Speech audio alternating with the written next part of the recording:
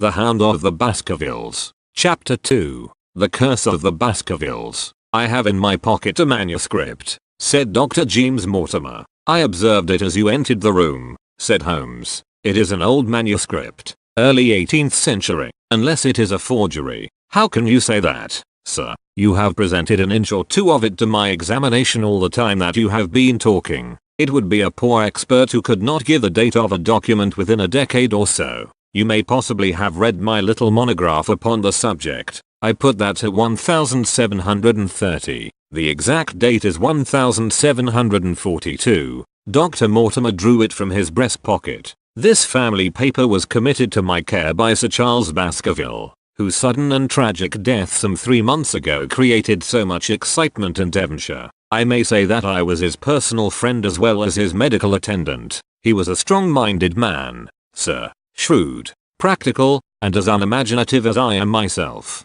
Yet he took this document very seriously, and his mind was prepared for just such an end as did eventually overtake him." Holmes stretched out his hand for the manuscript and flattened it upon his knee. "You will observe, Watson, the alternative use of the long S and the short. It is one of several indications which enabled me to fix the date." I looked over his shoulder at the yellow paper and the faded script. At the head was written, "Baskerville Hall," and below in large, scrawling figures, 1742. It appears to be a statement of some sort. Yes, it is a statement of a certain legend which runs in the Baskerville family, but I understand that it is something more modern and practical upon which you wish to consult me? "Most modern, a most practical, pressing matter, which must be decided within 24 hours. But the manuscript is short and is intimately connected with the affair. With your permission I will read it to you." Holmes leaned back in his chair, placed his fingertips together,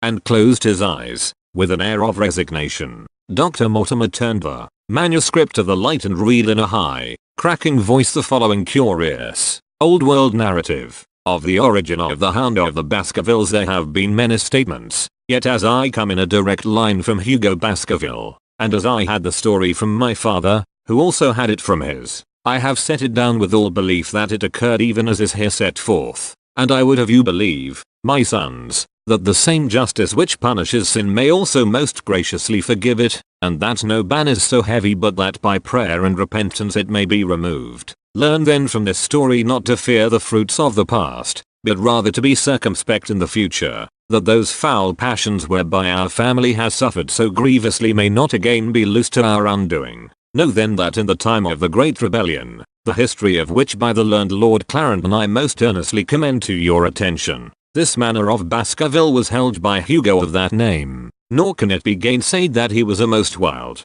profane, and godless man. This, in truth, his neighbors might have pardoned, seeing that saints have never flourished in those parts, but there was in him a certain wanton and cruel humor which made his name a byword through the West. It chanced that this Hugo came to love, if, indeed, so dark a passion may be known under so bright a name, the daughter of a yeoman who held lands near the Baskerville estate, but the young maiden, being discreet and of good repute, would ever avoid him, for she feared his evil name. So it came to pass that one Michaelmas Hugo, with 5 or 6 of his idle and wicked companions, stole down upon the farm and carried off the maiden, her father and brothers being from home, as he well knew. When they had brought her to the hall the maiden was placed in an upper chamber, while Hugo and his friends sat down to a long carouse, as was their nightly custom. Now, the poor lass upstairs was like to have her wits turned at the singing and shouting and terrible oaths which came up to her from below,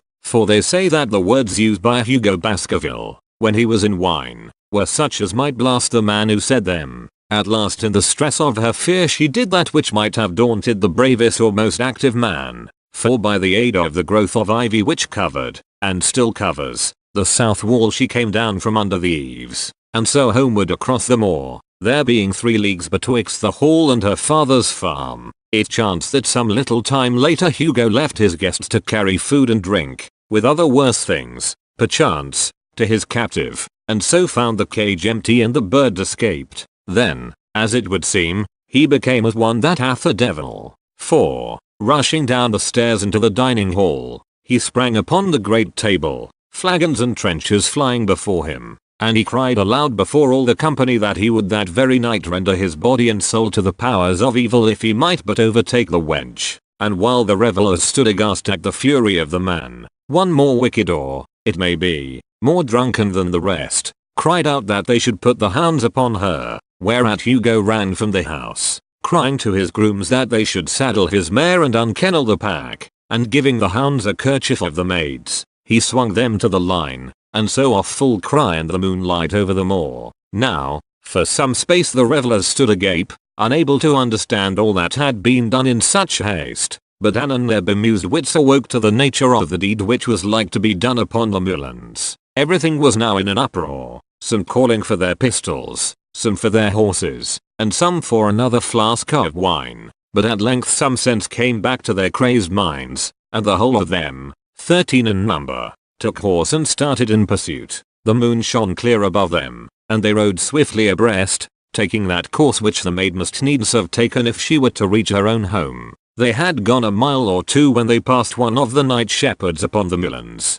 and they cried to him to know if he had seen the hunt, and the man, as the story goes, was so crazed with fear that he could scarce speak, but at last he said that he had indeed seen the unhappy maiden, with the hounds upon her track. But I have seen more than that, said he, for Hugo Baskerville passed me upon his black mare, and there ran mute behind him such a hound of hell as God forbid should ever be at my heels. So the drunken squires cursed the shepherd and rode onward, but soon their skins turned cold, for there came a galloping across the moor, and the black mare, dabbled with white froth, went past with trailing bridle and empty saddle. Then the revellers rode close together, for a great fear was on them, but they still followed over the moor, though each, had he been alone, would have been right glad to have turned his horse's head. Riding slowly in this fashion they came at last upon the hounds. These, though known for their valor and their breed, were whimpering in a cluster at the head of a deep dip or goyle, as we call it, upon the moor, some slinking away and some, with starting hackles and staring eyes, gazing down the narrow valley before them. The company had come to a halt, more sober men, as you may guess, than when they started. The most of them would by no means advance, but 3 of them, the boldest, or it may be the most drunken, rode forward down the goyle. Now, it opened into a broad space in which stood 2 of those great stones, still to be seen there, which were set by certain forgotten peoples in the days of old. The moon was shining bright upon the clearing, and there in the center lay the unhappy maid where she had fallen, dead of fear and of fatigue. But it was not the sight of her body, nor yet was it that of the body of Hugo Baskerville lying near her, which raised the hair upon the heads of these 3 daredevil roisterers, but it was that, standing over Hugo, and plucking at his throat, there stood a foul thing, a great, black beast, shaped like a hound, yet larger than any hound that ever mortal eye has rested upon, and even as they looked the thing tore the throat out of Hugo Baskerville, on which, as it turned its blazing eyes and dripping jaws upon them, the 3 shrieked with fear and rode for dear life, still screaming, across the moor. One, it is said, died that very night of what he had seen, and the other 2 were but broken men for the rest of their days. Such is the tale, my sons, of the coming of the hound which is said to have plagued the family so sorely ever since. If I have set it down it is because that which is clearly known hath less terror than that which is but hinted at and guessed, nor can it be denied that many of the family have been unhappy in their deaths, which have been sudden, bloody, and mysterious. Yet may we shelter ourselves in the infinite goodness of Providence, which would not forever punish the innocent beyond that 3rd or 4th generation which is threatened in Holy Writ. To that Providence, my sons, I hereby commend you, and I counsel you by way of caution to forbear from crossing the moor in those dark hours when the powers of evil are exalted.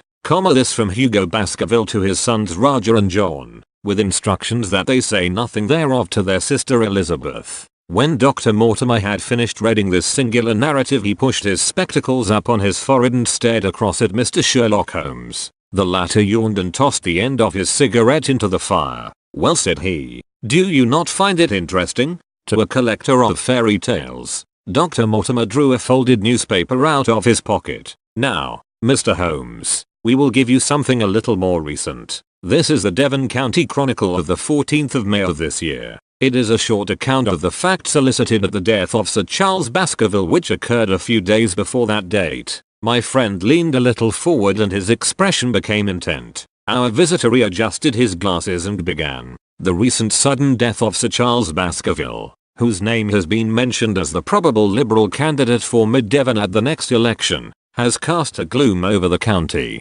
Though Sir Charles had resided at Baskerville Hall for a comparatively short period, his amiability of character and extreme generosity had won the affection and respect of all who had been brought into contact with him. In these days of nouveau riches, it is refreshing to find a case where the scion of an old county family which has fallen upon evil days is able to make his own fortune and to bring it back with him to restore the fallen grandeur of his line. Sir Charles, as is well known, made large sums of money in South African speculation. More wise than those who go on until the wheel turns against them, he realized his gains and returned to England with them. It is only 2 years since he took up his residence at Baskerville Hall, and it is common talk how large were those schemes of reconstruction and improvement which have been interrupted by his death. Being himself childless, it was his openly expressed desire that the whole countryside should, within his own lifetime, profit by his good fortune, and many will have personal reasons for bewailing his untimely end.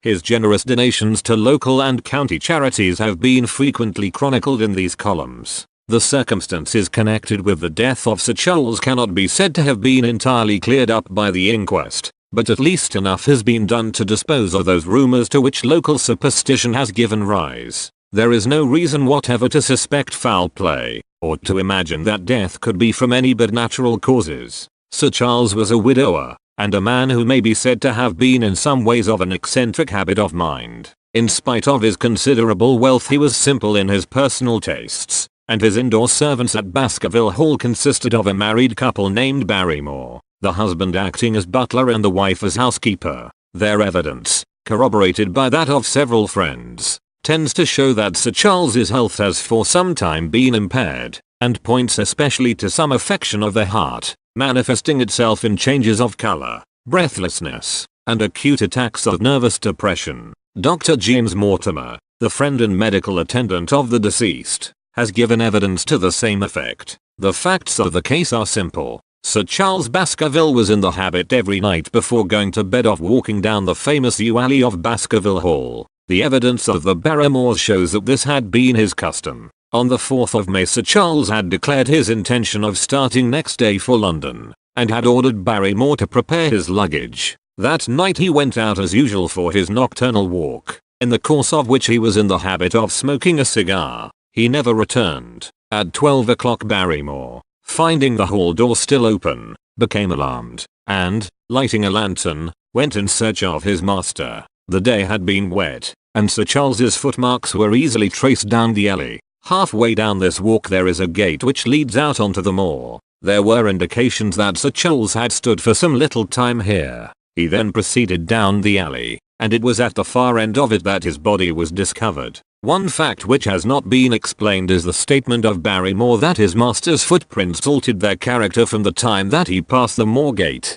and that he appeared from thence onward to have been walking upon his toes. One Murphy, a gypsy horse dealer, was on the moor at no great distance at the time, but he appears by his own confession to have been the worse for drink. He declares that he heard cries, but is unable to state from what direction they came. No signs of violence were to be discovered upon Sir Charles's person, and though the doctor's evidence pointed to an almost incredible facial distortion, so great that Dr. Mortimer refused at first to believe that it was indeed his friend and patient who lay before him, it was explained that that is a symptom which is not unusual in cases of dyspnea and death from cardiac exhaustion. This explanation was borne out by the post-mortem examination, which showed long-standing organic disease, and the coroner's jury returned a verdict in accordance with the medical evidence. It is well that this is so, for it is obviously of the utmost importance that Sir Charles's heir should settle at the Hall and continue the good work which has been so sadly interrupted.